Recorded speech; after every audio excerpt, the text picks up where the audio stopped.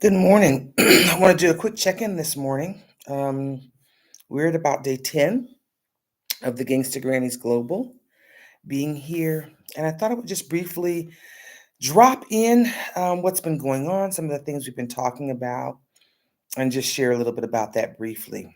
Um, Yesterday, they had a good part of the day to themselves.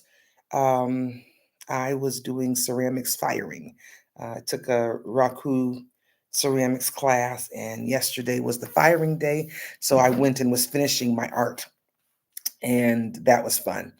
And we had an evening group session, our healing circle. And just one of the things I wanted to highlight, just kind of in a way of chronicling some of the significant points, maybe, that we've shared during our time together. And we got into a conversation about grief and grieving. And I just wanted to kind of just go back through some of those thoughts in my rambling commentary this morning and really share about grieving. And,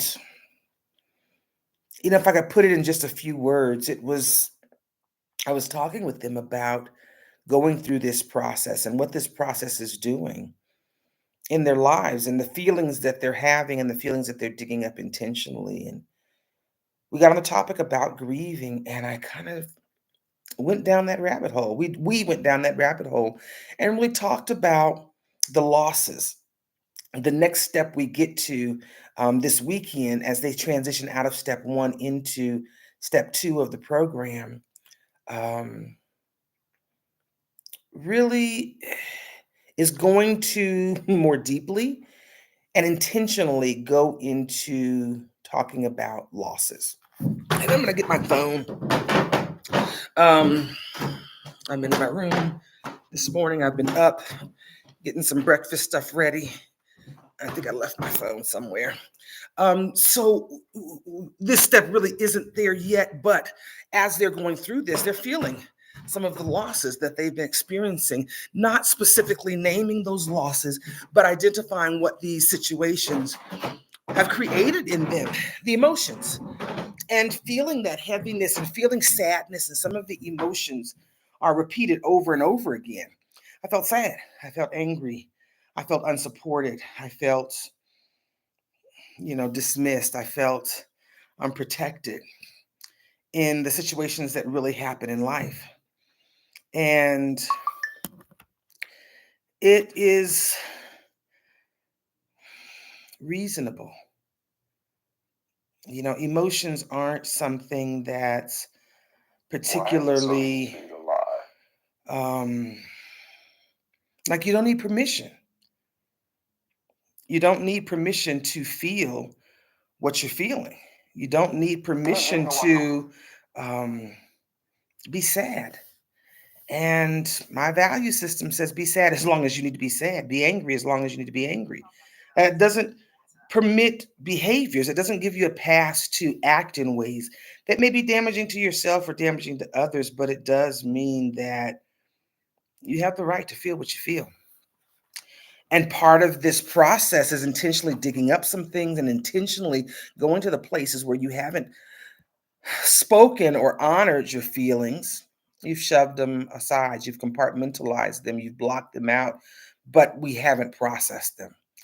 And we talked about that, as you go through the stories that you're talking about. And this isn't your whole life, this is just a snapshot of some of the things that have happened in your life that may have caused harm, that may have caused trauma. Is it not reasonable to be sad? Is it not reasonable to be holding the heaviness of those emotions? And grief and sorrow, kind of go hand in hand for me. Good morning. Good morning, Latisse. Grief and sorrow kind of go hand in hand in that we're mourning the losses. We're mourning the losses, the actual losses. We're also mourning the things that could have been. We're mourning the hope that we had for people to be loving towards us or supportive towards us or in our lives. Um, and that grief is appropriate. As we think about, you can go online and find about the stages of grief, but like that first part is the acknowledgement and sitting with it, letting those emotions be felt. And part of the experience that they're having is it feels heavy. It feels sad. And I asked them, is it not?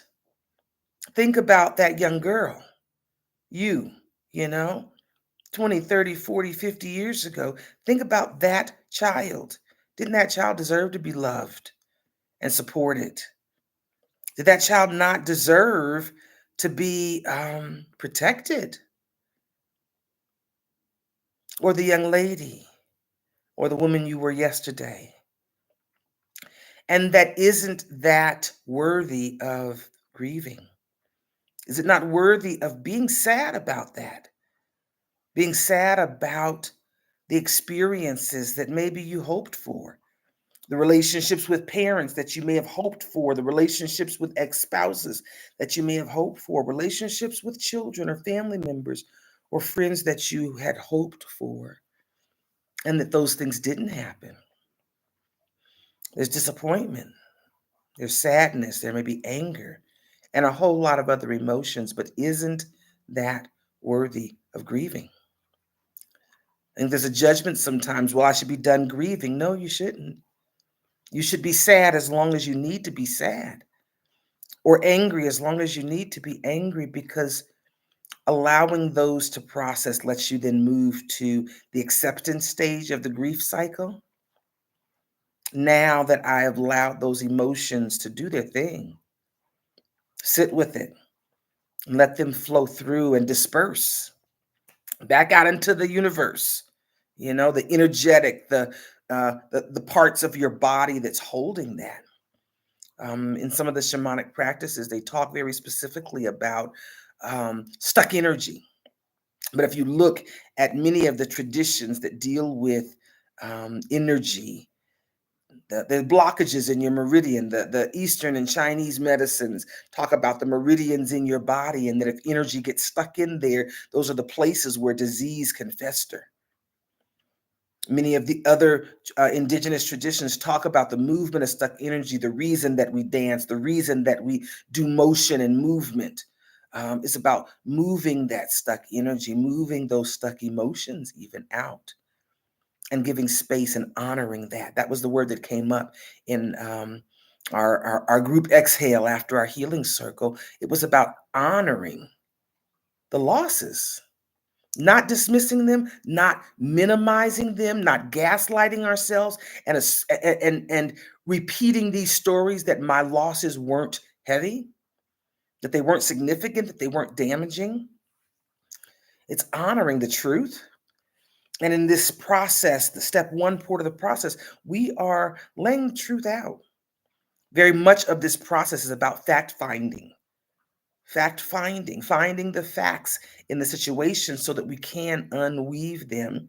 We can find where the damage occurred.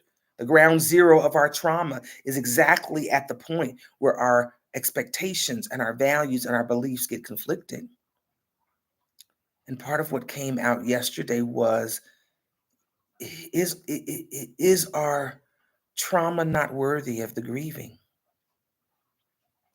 I asked them if any of these things had happened to someone that you loved, your daughter, a family member, a stranger on the street. Would these incidents be worthy of grief? And they said, without a doubt, absolutely. The next part of the question becomes, are you not that loving person? That loved person? Are you not worthy of the same grieving for the things and the burdens that you've carried? Healing is messy and energetically exhausting sometimes. The energy it takes to sit with those emotions, strong emotions, many times, especially when you're looking at it in a cumulative way. The healing vacation retreat we do looks at about 5 incidents, but the intensive is having these ladies work with 30 different incidents of trauma in their life in the same month. It's intensive. It's a lot of emotions that they are going through every day. They're being asked every day to sit with these emotions, sit with them so that they have the opportunity to allow that energy to be able to dissipate. And we do that before we go on to any more of the digging. It's saying honor what you felt. All of the things that you may have felt during that time or that you still may feel as it relates to these incidents. And giving it space and giving it time and giving it honor because it deserves that. And that's the alternative to then packing it back up and shoving it back into the attics of our life and in our heart. Because when we do that, it creates those blockages in our life, energetically, emotionally. It creates those stuck places in us. And those things prevent love from flowing through us and out to others. It's not that there's not love in our heart. It's just by the time it gets outside of us, it's filtered through all of the poison of our unhealed areas, the parts that are on top of who we really are. We've picked up these layers of damage. And as we remove them, it gives us the opportunity for more and more love to be able to flow through those spaces. And so grieving is an important part of the healing process. Feeling the emotions, sitting with those emotions. But there's some benefit. Part of the benefit is resilience, being able to sit with strong emotions, being able to sit with strong emotions and sit with them until you resolve those issues. And being able to do that in ways that are loving to ourselves, I think is important. Our capacity to deal with strong emotions in life, I think is a benefit. Being able to deal with things as they come up, being able to identify what our emotions are and allow them, honor them, and allow them to flow through us so that we can get to the clear thinking of now what do we do in these situations? What does this indicate? These strong emotions are telling me something. It's data. They're not good or bad. It's just information if we choose to use it that way. And that's part of what we're also talking about in this process. If we choose to use our emotions as the flags in our life, is it a red flag? Is it a yellow flag? Is it a green flag? If it's an uncomfortable emotion, oftentimes that's telling us there might be a red flag happening in your life. There might be a violation somewhere going on right now in real time in the values and beliefs and expectations you have. Those are the rule books for how you play your life. And your emotions are supposed to be an indicator, an information signal. They're not supposed to drive your behavior, though. Your heart, your mind, your values are supposed to be how you choose how to be in this world.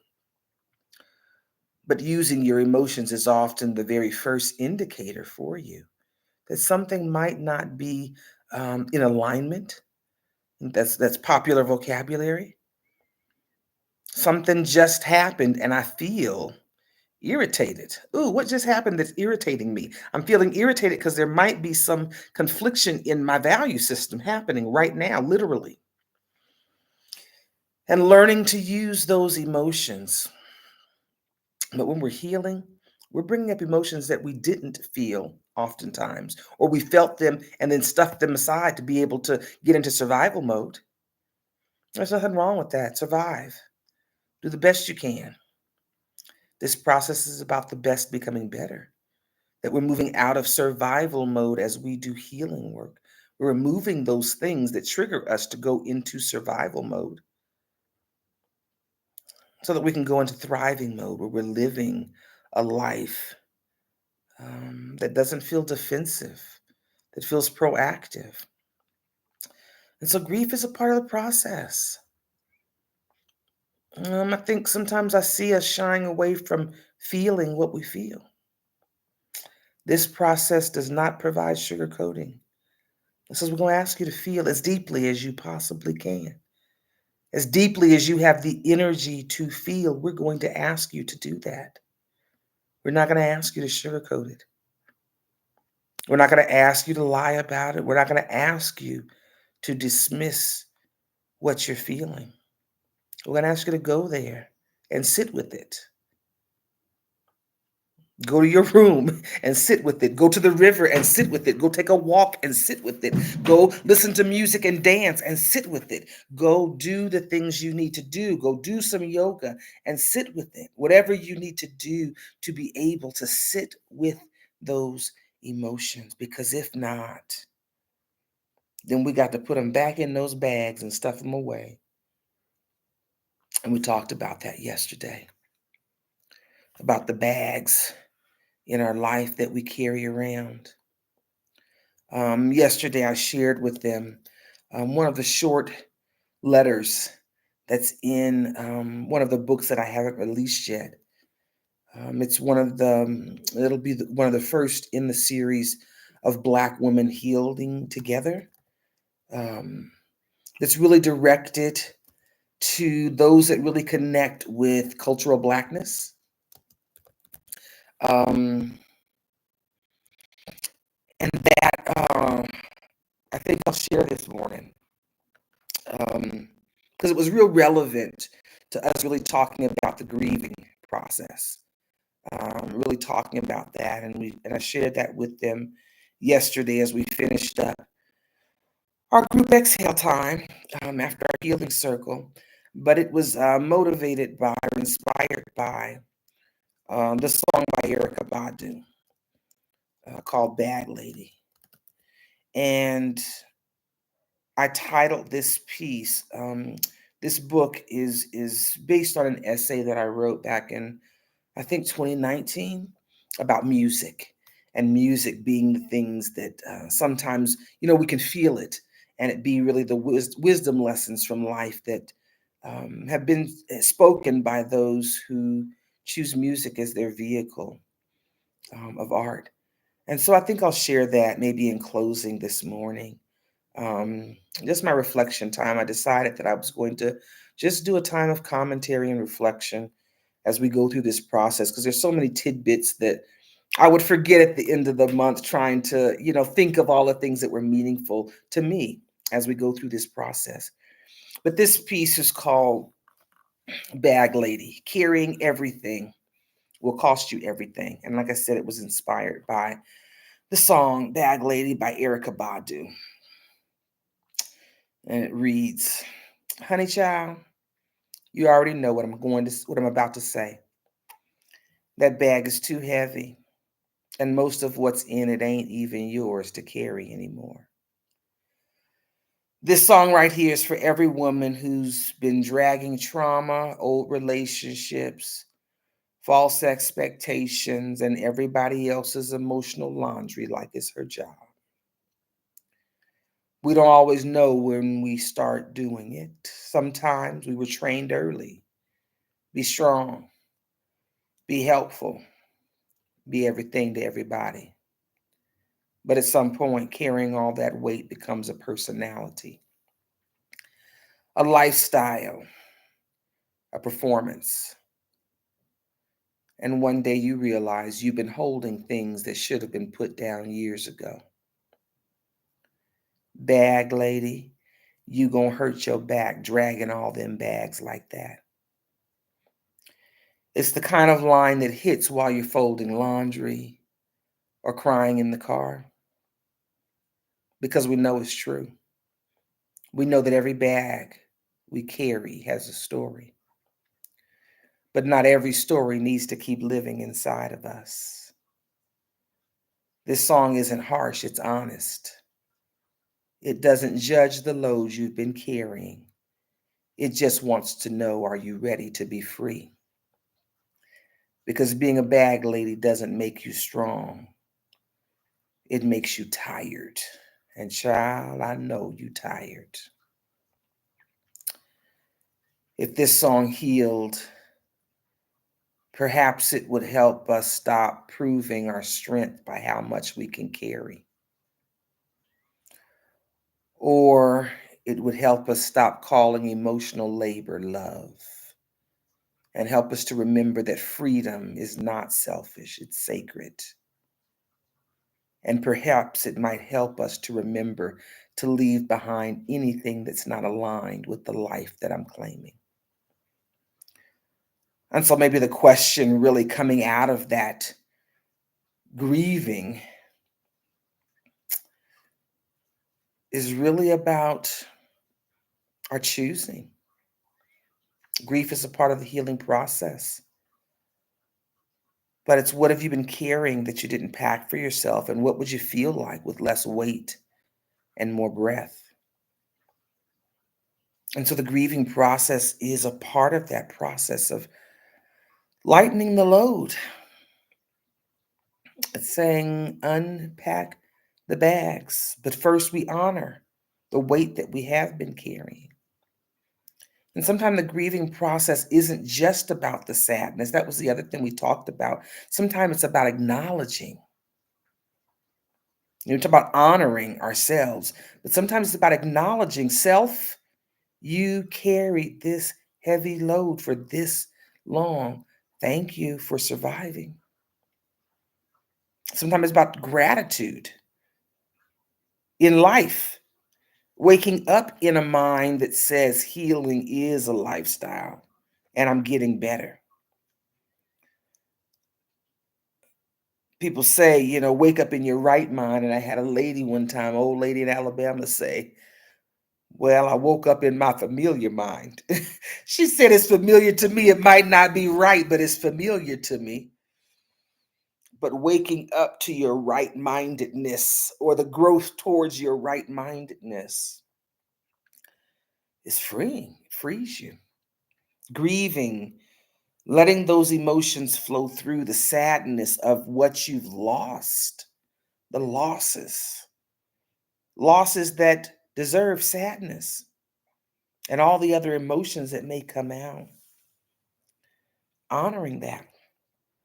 And so grieving, feeling the heaviness, feeling the heavy sadness, the heavy disappointment, the heavy anger is a part of this process. Um, Part of the ladies sharing their journey on social media. And if you haven't found them, find them on Facebook or Instagram. Ouida Patton, her name is spelled Ouida Patton, and Danielle Brooks. Their links to their social media are on the Gangsta Grannies global website.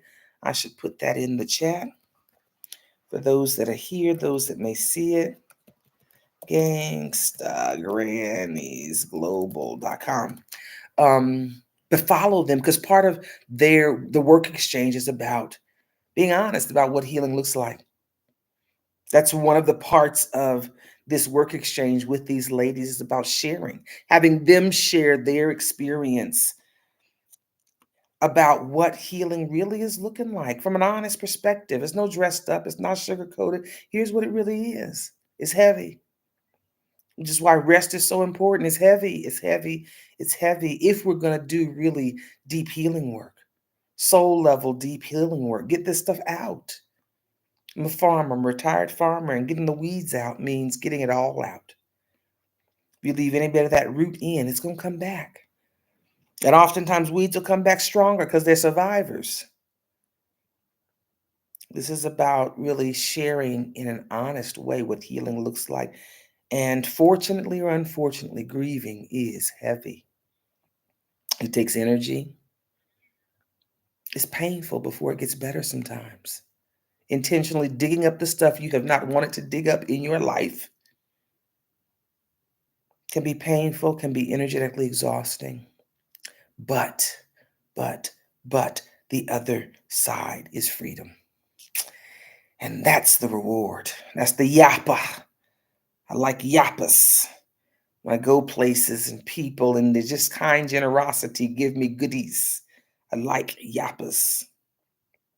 It's like life gifts that happen for no other reason than just someone else sharing joy or love or generosity.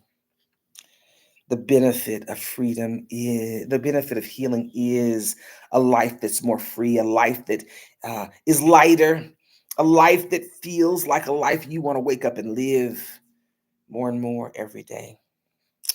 So grief, it's heavy, feels like pain sometimes, but it's a part of the process. And unfortunately, if you avoid it, then the freedom sometimes doesn't come. If you stuff those emotions down, sometimes the freedom does not come in the same way. And so it's letting go of those emotions, letting them have their way, unstuffing them from the places where we put them, letting them flow free, and opening up space in our life for us to refill in ways that are loving and joyful, that feel self affirming and supportive to our own personal growth. So, grief is where we went yesterday, feeling it. We're almost at our 10-day mark, where 10 days they have been working through 30 healing cycles. It's a lot. It's a lot, but I'm proud of their work. We're honoring the work of healing that they're doing. But grief is the reality. And there's not any pretty way that I can sugarcoat that. So I didn't.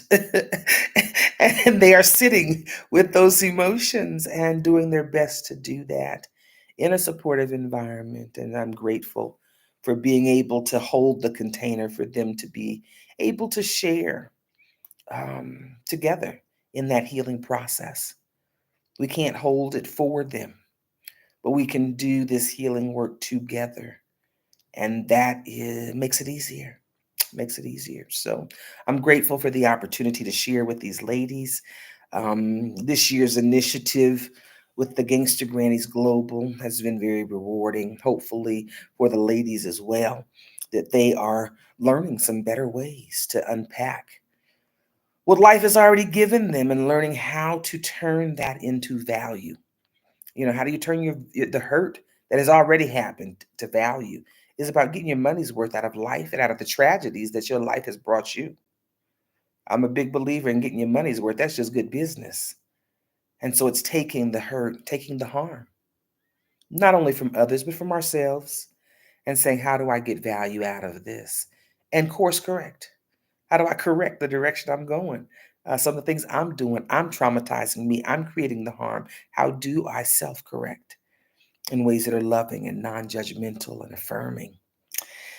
And so that's what we're doing down here. Let's see, my plug. If you're interested in more about what's happening here, about the healing tools, about some of the other opportunities, visit the International Welcome Center's website, Global Underground Railroad. The Healing Vacation Retreat. Let me stop there for a minute because I should probably do some marketing plugs. Global Underground Railroad.com in the chat. The Healing Vacation Week is a 1 week. I saw Latice drop in this morning. She was the last person here before the Gangsta Grannies got here. She was warming the space up for them. And our 1 week healing retreat is less intensive, but I think still valuable in exposing you to these healing tools, the social tech healing tools, providing you with the supportive coaching to be able to help you really learn how to use these tools. And it's a 1 week, all inclusive excursion, and you can book those here in Cuenca, but there is an opportunity on the calendar to go and participate in the Healing Vacation Retreat. Good morning, Latice. Yes, there's an opportunity and share in there maybe about your experience briefly. This next season's podcast is going to be sharing some of the insight gained from that with Latice. We interviewed, and it's on a couple of my tabs, the editing that is going to get done soon-ish. But there's an opportunity to go and participate in a healing vacation retreat that's already on the calendar in November. We will be going to Kitale, Kenya, and in collaboration with Tabasamu Africa Hub. So the material and information and the healing work will be the same, but we will be doing it in Kitale, Kenya. The excursions are going to be different, and it's going to have an added benefit of being a cultural exchange because there will be leaders from Kenya, Rwanda, Tanzania, and Uganda that we're anticipating also being there alongside those who may come from the diaspora. We would love for you to attend. If you're watching this at any time between now and October-ish, because our deadline for registration is going to be then, so that we can do all of our counting and know just the logistics of doing stuff, so that we're not doing stuff last minute. We got 3 continents involved in this retreat, but come and participate with us. We want you to come and learn these tools. There's an added benefit of being able to do this, truly healing together by bringing these three continents together, the leaders that are there in Africa, on the ground in Africa, in those neighboring countries. And so please reach out. You can find information on our website at the internationalwelcomecenter.com, also on our collaborative page, nowastedtime.com. If healing is part of your passion or passion work, then come and heal together with us. Learn about these tools for yourself first. There's some other ways that you can learn about these tools as it relates to healing community, but healing first, healing first. You're the part of community that you can have the most impact on healing. You are the one that can dictate your own healing and control. And so this is really supporting the healing first modality. We'd love for you to come and participate. There's a whole bunch of other ways that you can connect with the International Welcome Center and the Global Underground Railroad work. Um, the T says valuable tools that she's applying daily. It is a lifestyle. She said it's a way of being, and I agree. Healing is a lifestyle. Living in a healing first mindset is a lifestyle choice for me, and hopefully others that become that connect and become a part of this movement. So, hopefully, healing is on your radar wherever and whenever you may be seeing this video. Yeah, if you're interested in the month-long intensive work, um, availability is spotty until after September because the ladies are here occupying that space. But reach out. There's a lot of other training opportunities, but it starts with healing. Starts with healing. Starts with healing. So I'm grateful for being here with these ladies this month. This is the second cohort of our Gangster Grannies Global. This will end this season. This season's Heal Together initiative. The coming season's initiative is going to be focused on two specific areas that overlap. One is our Umbrella House program, much more longer residency, and just the housing piece tied to healing. And then healers who heal, specifically focusing on those who feel called to heal in a variety of ways, who recognize that healing first in their own personal life is a priority. And so there's some more work and programming that's happening with that as we go into the next season's Heal Together initiative.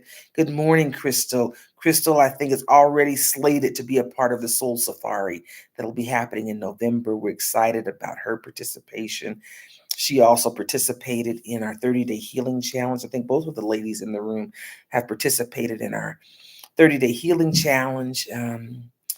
And our healing vacation retreat in the case of Latisse that you'll be hearing more about. She and I shared some post conversations that'll be in the next season's podcast, the Raggedy Podcast production.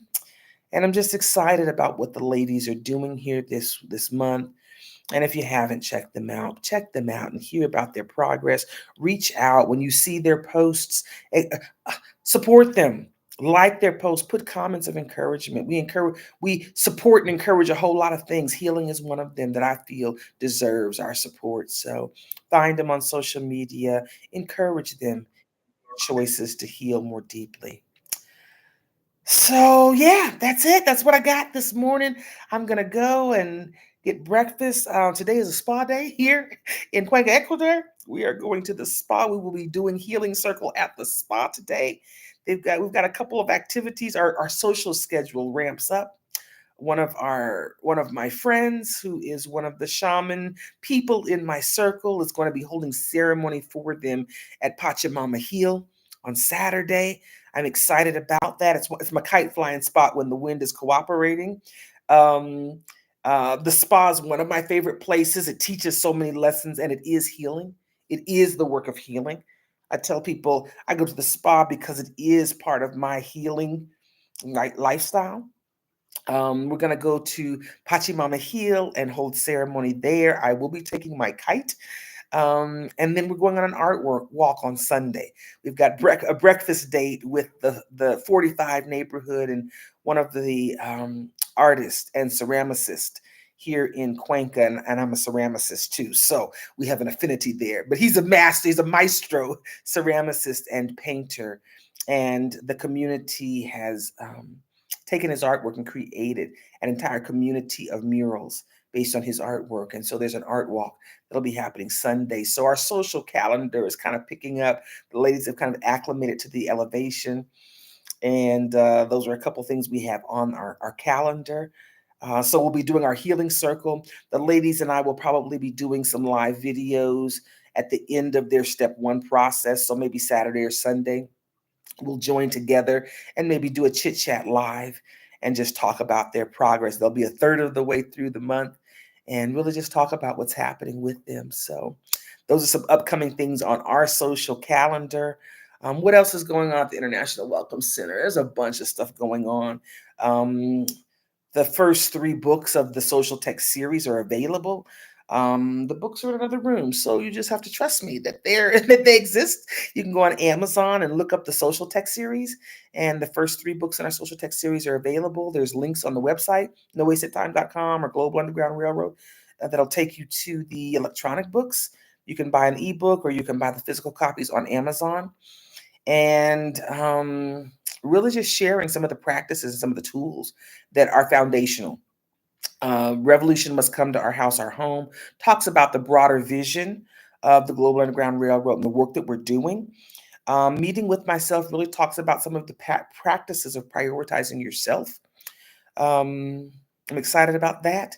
And I'm excited about Soul Safari. I cannot say that enough. Please share for individuals that are looking for opportunities for healing and rest in a really different way. We want them to connect. Part of the funds for this retreat are helping us to be able to equip these African leaders as well with these tools in a real relevant way. Really working, and there's opportunities to really work and share this work with what's happening in Africa. And I'm really excited about that. So we want people to participate and share in this journey with us. Later this morning, before we go to the spa, I've got another meeting with some representatives that are in Africa and a part of what's happening in Burkina Faso. And I'm really excited about that and sharing really this Healing First movement with them. We're seeing a lot of changes, and some of the changes need to embrace healing. Healing for the things that have been done, healing for some of the things that have come out of the colonial um, paradigm, the colonialization paradigm.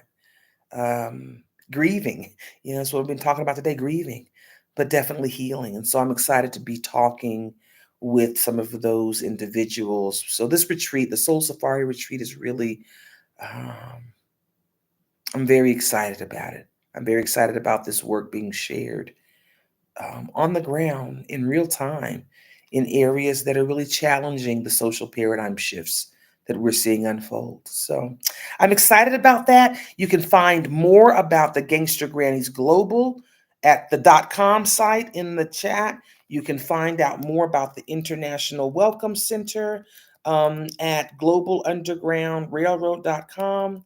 And you can find out more about our collaborative work at nowastedtime.com. If you want to find out more about social tech, you can go there.